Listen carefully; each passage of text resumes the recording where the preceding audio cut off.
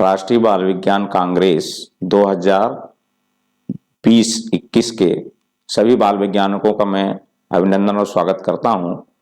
जिला स्तर में यह प्रस्तुतिकरण जो है दिनांक 14/12/2020 को 10:30 बजे प्रातः प्रारंभ हो जाएगी। इस कोविड 2019 के तहत यह कार्यक्रम वर्चुअल ऑनलाइन प्रस्तुतिकरण होगा, जिनमें आपको कुछ नियम और तथ्यों को समझना होगा और उसी के अनुरूप प्रस्तुतिकरण देना होगा। हाँ, तो पहला नियम यह है कि इस समय आपका वर्चुअल ऑनलाइन प्रेजेंटेशन होने के कारण आप अपना मोबाइल को जब दूसरे का प्रस्तुतिकरण होते रहेगा तो आप म्यूट करेंगे और जब आपका नंबर आएगा अनम्यूट करेंगे। ये सूची आपको हम प्रारंभिक समय में ही बता देंगे कि आपका क्रम किस में है। 2 क्रम रहेगा, एक ए और एक बी। तो ए और बी जो है पहले क्रम में 15, दूसरे क्रम में 15।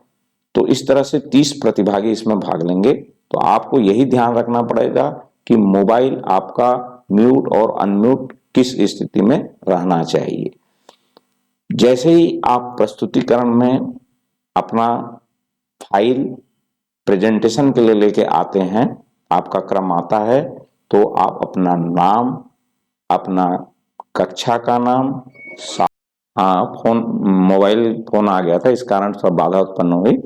मैं आपको बता रहा था कि आप जैसे ही अपना प्रेजेंटेशन प्रारंभ करेंगे तो आप अपना नाम बताएंगे, कक्षा का नाम बताएंगे, संस्था का नाम बताएंगे और अपना आयु वर्ग को बताएंगे, ताकि हमारे जो जजेस हैं वो आपके नाम को भली भांति लिख सकें, सुन सकें और आपके बातों को अच्छी तरह से ध्यान देके उसका मूल्यांकन कर सकें। ये ध्यान रखिएगा आप। हाँ, अब हम नियम तीसरे पे बात करेंगे, जिसमें आपको पूर्ण प्रेजेंटेशन के लिए समय मिलेगा 8 मिनट। तो इस 8 मिनट में आपको अनवरत अपनी प्रस्तुतिकरण देना है और अंतिम जो 2 मिनट रहेंगे उसमें निर्णायक आपको प्रश्न पूछेंगे, जिसमें 3 प्रश्न अधिकतम होगी और आपको उसका जवाब देना है। 6 मिनट आपका अनवरत रहेगा प्रस्तुतिकरण और 6 मिनट के बाद आपको 2 मिनट के लिए वो प्रश्न पूछेंगे, जिसमें प्रश्न की संख्या 3 होगी। ये हमारा तीसरा नियम हुआ। अब हम और ये भी आपको ध्यान देना है कि प्रस्तुतिकरण करते समय किसी प्रकार का संबोधन करने की आवश्यकता नहीं है, क्योंकि हमारा ये वर्चुअल टाइम है, ऑनलाइन है। तो इसमें 8 मिनट जो मिलेगा उसमें 2 मिनट अगर हटा दें तो 6 मिनट मिलता है। तो इस 6 मिनट का आप भली भांति उपयोग करेंगे, संबोधन बिल्कुल नहीं करेंगे, आते ही प्रस्तुतिकरण अपना प्रोजेक्ट का देंगे। हाँ, एक चीज और आपको ध्यान देना है कि प्रोजेक्ट फाइल आपको पीडीएफ बनाकर एनसीएसटी के जो हमारा व्हाट्सएप नंबर चल रहा है उसमें आप उसको अवश्य भेजिएगा। और उस फाइल को जैसे ही आपका प्रेजेंटेशन 14 तारीख को खत्म होता है, उसके बाद जिला समन्वय के पास आपका हार्ड कॉपी जो फाइल बनी हुई है उसकी एक कॉपी जमा करना पड़ेगा। साथ में आपका पेन ड्राइव हो अथवा सीडी बनाकर आपको भेजना पड़ेगा। तो ये आप ध्यान रखेंगे कि प्रोजेक्ट का प्रेजेंटेशन के साथ साथ ये बेहतर ये होगा कि आप उसको पहले एक पीडीएफ बनाकर हमारे जो एनसीएससी महासमुंद का है उसमें भेज देंगे, तो उसका हम भली भांति पहले से ही अध्ययन कर लेंगे। प्रोजेक्ट के समय आपको ये भी ध्यान रखना पड़ेगा कि यदि आप पीपीटी के द्वारा तैयार किए हुए हों या पोस्टर, तो इसमें मैक्सिमम आपको 4 पोस्टर साथ में लाने का नियम है। इससे अधिक आपको नहीं लाना है। यदि आप इससे अधिक लाएंगे तो निश्चित रूप से आपका ऋणात्मक मूल्यांकन होगा जजमेंट के समय जज लोगों के द्वारा। तो ध्यान रखिएगा, किसी भी परिस्थिति में 4 से अधिक पोस्टर नहीं लाएंगे, लेकिन पोस्टर का होना आवश्यक है।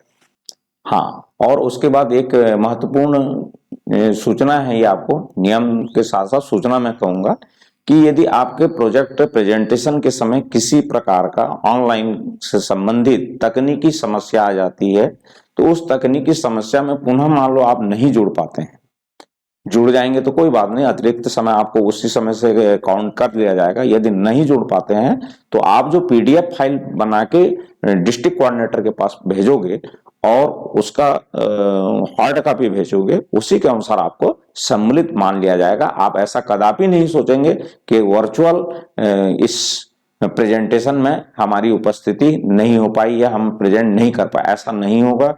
यदि किसी कारणवश आप नहीं जुड़ पाते हैं तब उस समय उसका आपका हार्ड कॉपी का मूल्यांकन किया जाएगा।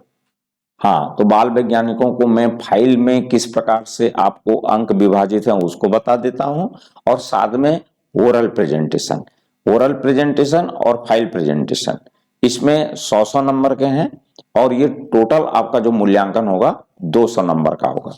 तो पहला आपका होता है शीर्षक में जो आप बनाए हो उसमें नवीनता होनी चाहिए और मौलिकता होनी चाहिए, इसमें 10 अंक हैं।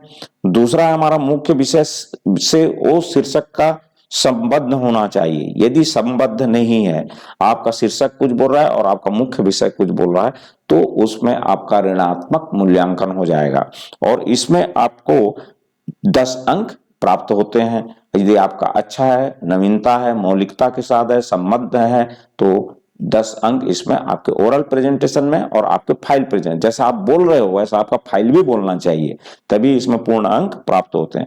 फिर आप जो तीसरा बिंदु है जिसमें समझ के साथ उसकी उपयोगिता क्या है, कंसेप्ट क्या है, तो उसके में 15 नंबर है, तो ये भी बहुत इंपॉर्टेंट है।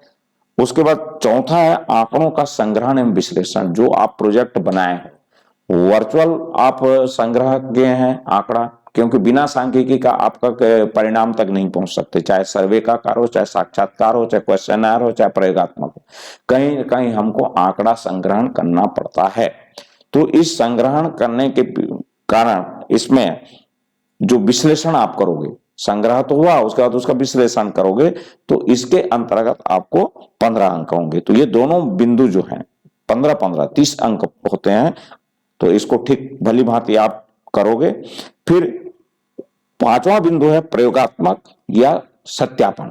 आप प्रयोग के द्वारा उसको किए हो या सत्यापन करके द्वारा किए हो, जो दोनों मेथड से किए हो उसी के अनुसार ये आपका मूल्यांकन होगा पांचवा बिंदु पे, जिसमें 10 अंक हैं। छठवां बिंदु में समस्या का समाधान, आपने जो शीर्षक चुना है उस शीर्षक का समाधान किस प्रकार से, समस्या जो आपने लिया है वो समस्या का समाधान किस प्रकार से आप किए हो, इसमें भी 10 अंक रहेंगे। सातवां है आपने आपके टीम लीडर जो आपका साथी है, एक साथी है, एक आप हो और एक आपका साथी है, 2 जने हो, तो आपका टीम वर्क कैसा है, किस प्रकार से आपने टीम वर्क को संयोजित किया है, तो इस टीम वर्क में भी 10 अंक आपको मिलेंगे। और आठवां बिंदु है आपने जो प्रोजेक्ट बनाया है और समस्या का समाधान क्या है, उसका जो कंक्लूजन आया है, उस कंक्लूजन से आप समाज को क्या सुझाव दिए, इस प्रोजेक्ट के द्वारा क्या सुझाव दिए, क्या नवीनता दिए हो, तो उसके अंतर्गत आपको 10 अंक मिलेंगे।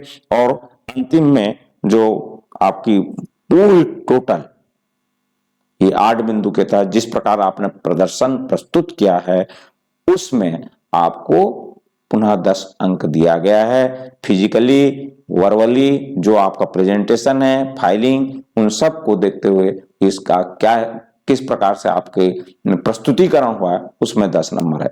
इस तरह से आपका मौखिक रूप से 10 अंक है और दूसरा आपका मौखिक रूप से आपका 10 10 15 15 10 10 10 ऐसे करके 100 अंक हैं, और यही अंक आपके फाइल में, तो फाइल में 100 अंक और आपका वर्बली जो प्रेजेंटेशन है उसमें 100 अंक है। तो डिस्ट्रिक्ट लेवल पे आपको 200 अंक प्राप्त है इसमें, और इसमें आप कितना प्राप्त करते हैं और आपने किस जगह पे आप प्रतिष्ठित कर पाओगे ये आपके ऊपर निर्भर करता है, आपका फाइल, आपका प्रस्तुतिकरण। तो इन्हीं आशाओं के साथ मैं सोचता हूँ कि हाँ, बाल वैज्ञानिकों और गाइड टीचर्स से मेरा ये अनुरोध है कि जो भी आप पीडीएफ भेजेंगे या आपका जो प्रेजेंटेशन है वो आप एनसीएससी के ये में नहीं भेजेंगे, मेरा पर्सनल व्हाट्सएप नंबर मैं बता रहा हूं आपको, इसी पे आपको भेजना है 8817741388। ऐड, जिसमें इसमें आपकी गोपनीयता बनी रहेगी और मैं उसको स्वयं देख सकूं और चेक कर सकूं। चलिए, ये मेरा व्हाट्सएप नंबर है। आपको किसी प्रकार का प्रोजेक्ट से संबंधित कोई समस्या आती है, चाहे वर्बली हो चाहे फाइलिंग करने का हो, तो उसके लिए मेरे इसी नंबर पे आप व्हाट्सएप में या इसी नंबर पे आप मेरे से संपर्क करके बात करके उसका समाधान कर सकेंगे।